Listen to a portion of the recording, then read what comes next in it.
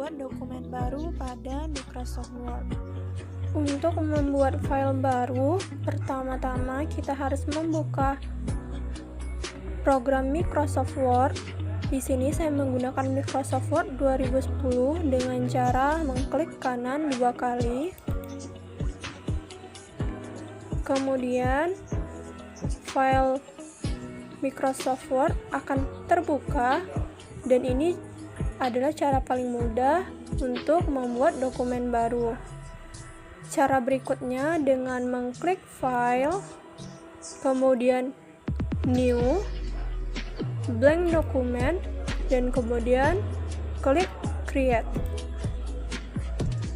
Dan dokumen baru kedua telah muncul. Kemudian kita juga bisa membuat file dari template yang sudah disediakan dengan cara klik file, kemudian pilih new, kemudian pilih template sesuai keinginan, kemudian klik create, maka dokumen dengan template baru akan muncul. Yang kedua, eksplorasi fungsi menu ribbon home. Selanjutnya, saya akan menjelaskan beberapa menu ribbon pada Microsoft Word. Yang pertama ada menu ribbon home dengan submenunya, yaitu clipboard, font, paragraph, style, dan editing. Pada submenu clipboard, di sini ada paste, cut, copy, dan format painter. Mungkin sudah banyak yang mengerti cara penggunaan pada submenu clipboard. Saya di sini ingin mencontohkan cara cut paste atau copy paste. Yang pertama kita buka dokumen dan pilih kata-kata yang ingin kita cut paste atau copy paste. Di sini saya akan copy paste fungsi komponen komputer dengan klik kanan, kemudian klik copy, pindah ke dokumen yang tadi, kemudian kita tinggal klik paste. Maka kata-kata yang sudah kita copy paste tadi akan muncul pada dokumen yang kita inginkan. Selanjutnya pada menu ribbon font,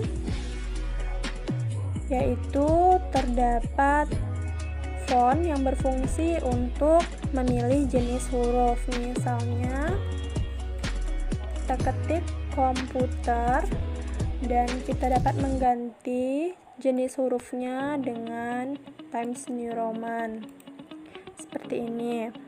Selanjutnya ada font size yang berfungsi untuk memperbesar atau memperkecil teks seperti ini. Kemudian ada grow font yang berfungsi untuk memperbesar huruf secara instan. Kemudian ada shrink font, yaitu untuk memperkecil huruf secara instan.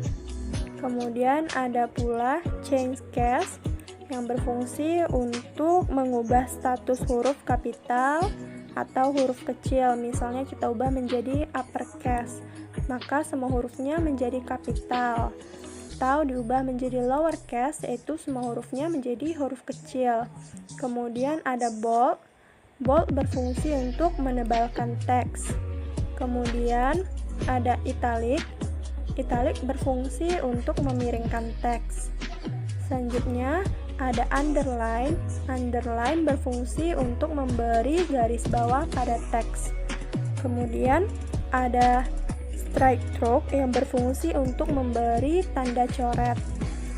Kemudian ada superscript. Superscript ini berfungsi untuk mengetik karakter pangkat, misalnya 2, kemudian kita ketik 2, maka menjadi 2 pangkat 2. Kemudian selanjutnya ada pula di sini text effects yang berfungsi untuk memberikan efek artistik seperti ini.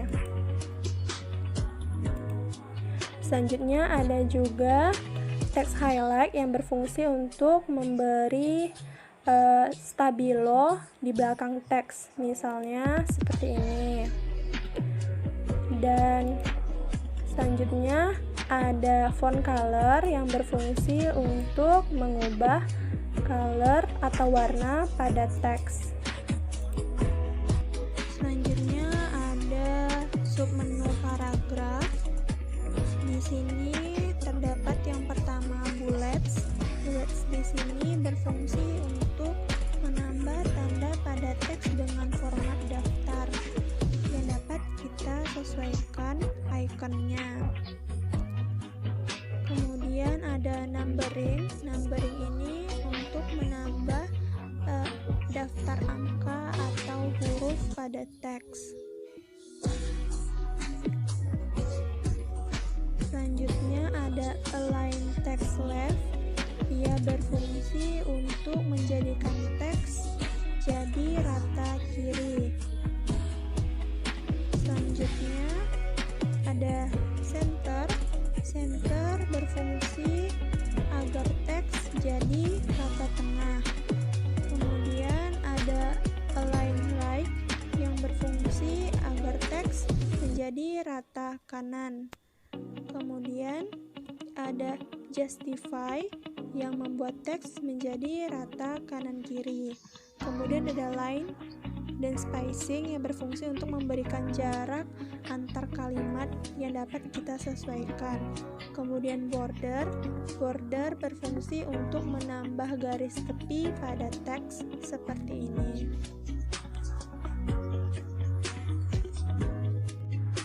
Kemudian pada submenu style berisi kelompok icon fungsi sebagai format teks supaya bisa digunakan lebih cepat saat pengetikan.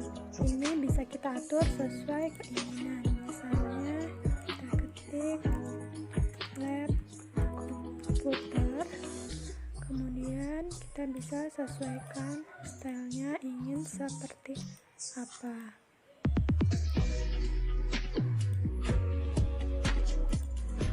Kemudian pada submenu editing terdapat find dan replace. Find di sini berfungsi untuk mencari kata-kata pada lembar kerja. Misalnya kita ingin mencari kata lab di sini, maka dia langsung terblok dan mencari kata itu sendiri. Kemudian replace di sini berfungsi untuk mengganti kata-kata tertentu secara sekaligus. Misalnya, kita ingin mengganti kata lab menjadi laboratorium. Kemudian, klik replace all. Oke. Maka, kata-kata lab tadi sudah berganti menjadi laboratorium. Yang ketiga yaitu eksplorasi fungsi menu ribbon insert.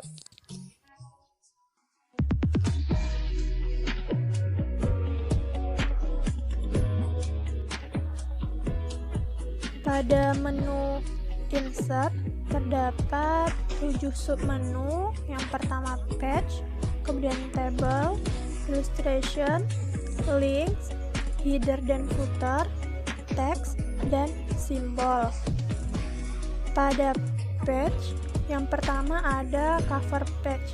Di sini kita dapat membuat cover sesuai dengan yang telah disediakan oleh Word. Misalnya kita menggunakan cover ini, maka pada halaman pertamanya sudah tampil cover yang kita pilih. Selanjutnya ada blank page. Blank page ini berfungsi untuk menambahkan halaman kosong yang baru seperti ini, maka halaman kosongnya sudah muncul. Kemudian ada page break. Page break ini berfungsi untuk memotong atau memutus halaman dan pindah ke halaman berikutnya. Maka halaman tadi sudah terpotong dan pindah ke halaman yang baru. Pada submenu table, tabel ini berfungsi untuk membuat tabel yang bisa kita sesuaikan jumlah baris dan kolomnya. Misalnya di sini kita membuat 7 kolom dan 7 baris. Maka akan muncul seperti ini. Saat kita membuat 7 kolom dan 7 baris, maka akan secara otomatis muncul table style yang berfungsi untuk mendesain atau memodif tabel yang telah kita buat menjadi seperti ini.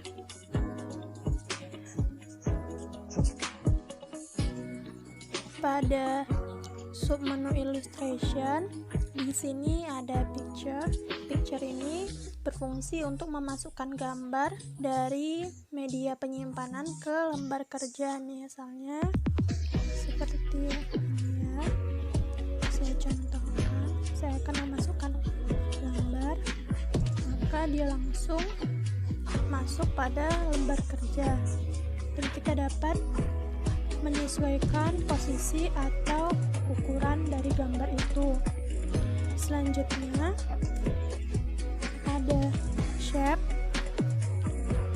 Shape di sini berfungsi untuk memberikan efek box, garis, ataupun ada tanda panah dan yang lainnya. Misalnya kita membuat lingkaran atau bisa juga membuat kotak. Pada Smart Art dan Chart, di sini Smart Art berfungsi sebagai pembentuk struktur, misalnya pada organisasi. Di sini kita bisa menggunakan Smart Art yang disesuaikan dengan keinginan. Kemudian chart di sini berfungsi untuk membuat grafik, diagram, batang, garis, pie, bar, dan banyak lainnya.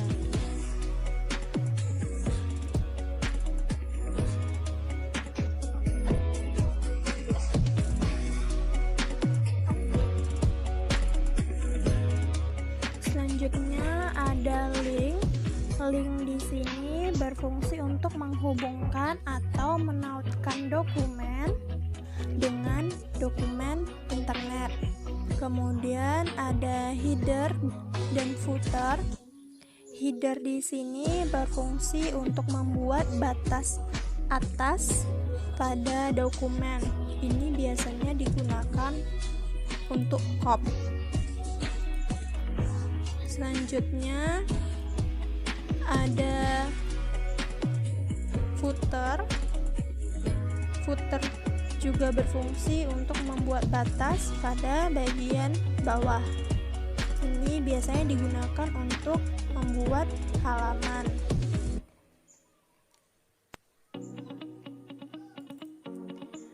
Kemudian selanjutnya ada page number. Page number ini sama fungsinya dengan footer. Dia berfungsi untuk menambah halaman pada dokumen, misalnya menambah halaman pada bagian bawah seperti ini. Pada bagian teks terdapat text box. Text box ini berfungsi untuk menambahkan kotak kosong yang berisi teks. Misalnya menjadi seperti ini. Jadi kata-katanya berada pada sebuah box. Selanjutnya ada juga date and time. Date and time ini berfungsi untuk menambah tanggal pada dokumen. Selanjutnya ada equation. Equation ini fungsinya untuk menambah rumus-rumus pada matematika.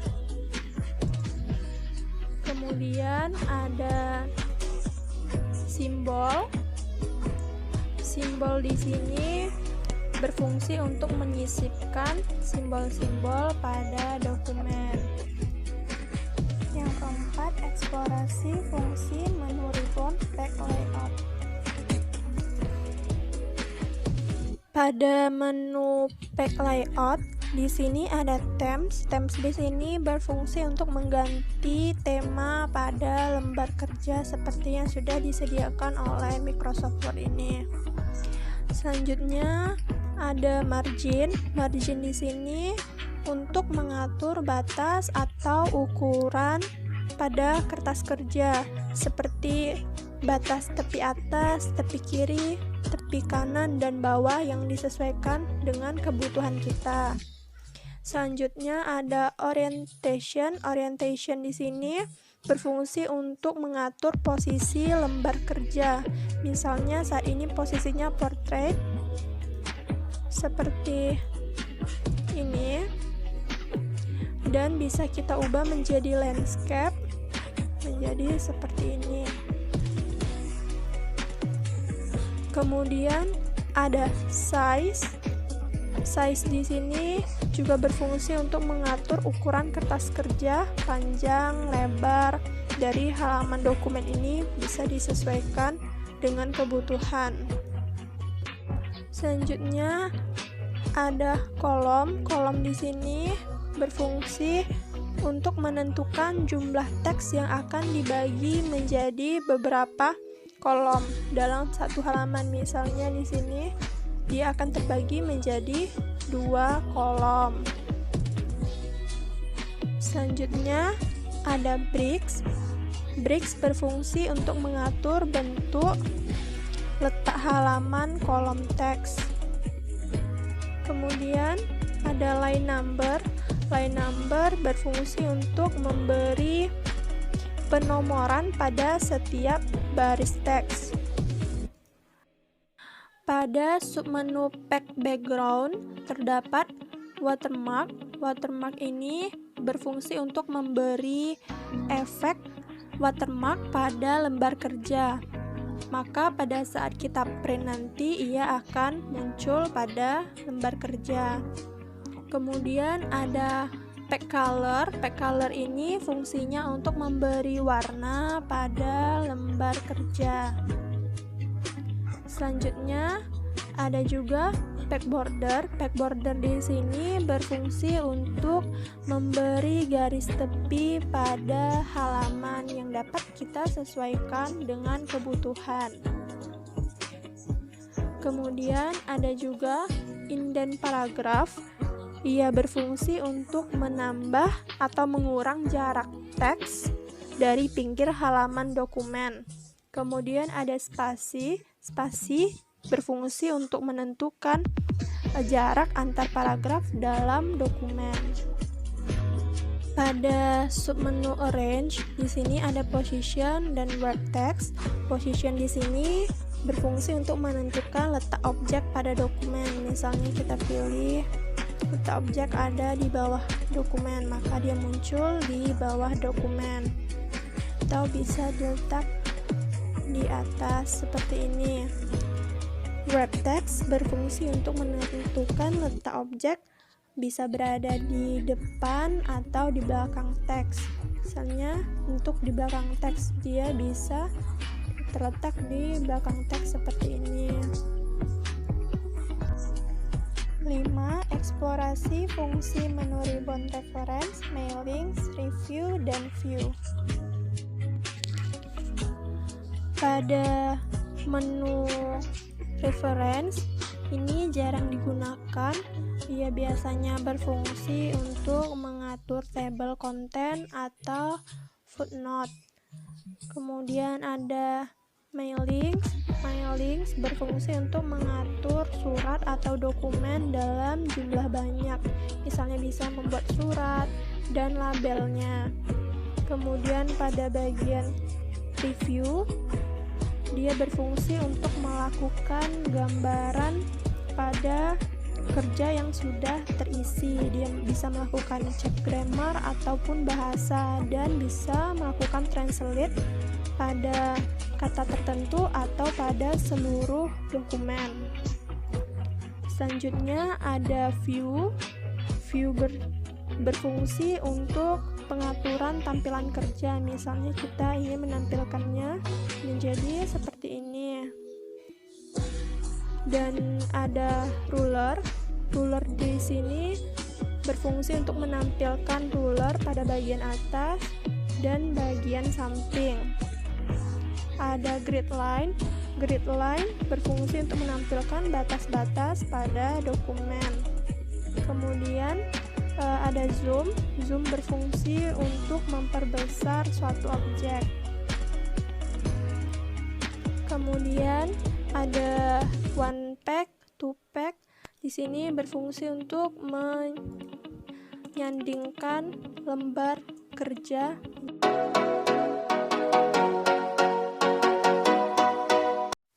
Selanjutnya, saya akan menunjukkan bagaimana caranya membuat surat permohonan usaha. Di sini saya telah membuka file dokumen yang baru. Kita akan membuat kop surat terlebih dahulu. Yang pertama-tama kita pilih fonts, ukuran, size. Untuk tulisannya, di sini saya akan memilih 16 ukurannya. Selanjutnya kita boldkan agar tulisannya menjadi tebal. Di sini saya membuat CV People Care. Lalu kita rubah unbold dan style tulisannya dirubah menjadi Times New Roman dan ukurannya menjadi 14. Lalu kita tulis alamat. Di sini saya akan menuliskan Panam, Pekanbaru, Riau. Selanjutnya email.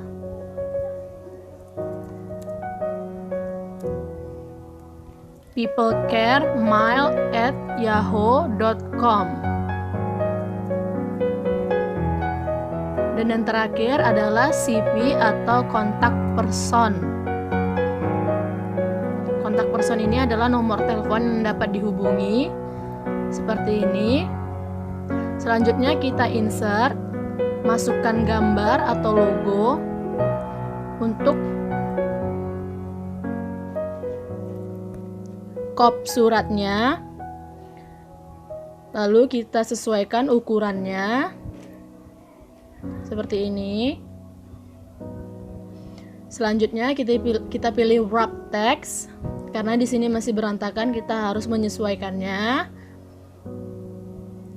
Pilih wrap text, lalu pilih in front of text seperti ini. Setelah itu kita pilih lagi edit wrap points.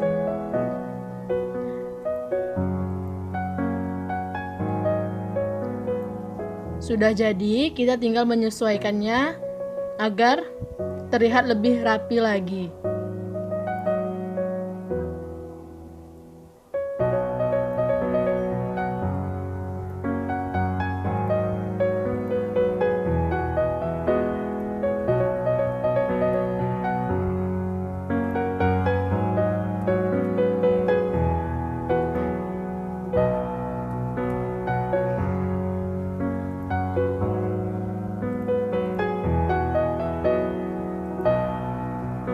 Selanjutnya kita membuat page borders.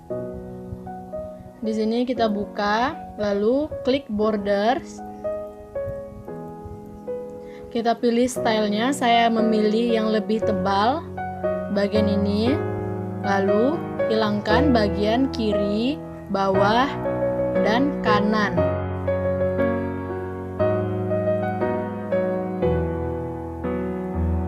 Kita sesuaikan lagi agar sejajar seperti ini. Nah, seperti inilah contoh kop surat yang telah kita buat dari perusahaan People Care.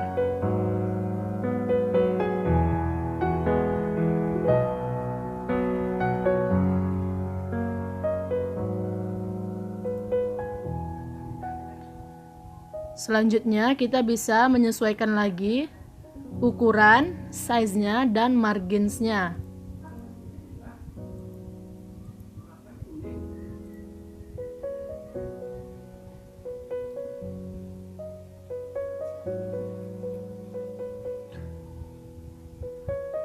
Untuk contoh lengkapnya saya akan menunjukkannya di dokumen selanjutnya.